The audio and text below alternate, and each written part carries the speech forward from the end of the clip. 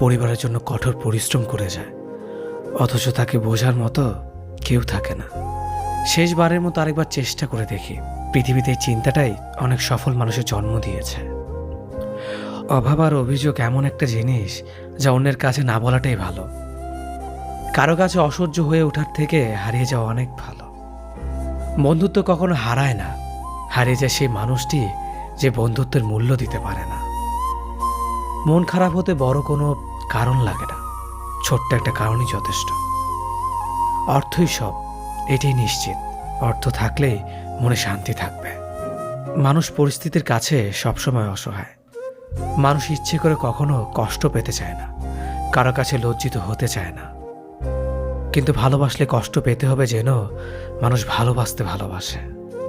জীবনে তারা বেশি কাঁদে যারা 10 জনকে নয়, একজনকে মন থেকে ভালোবাসে। পরিবারের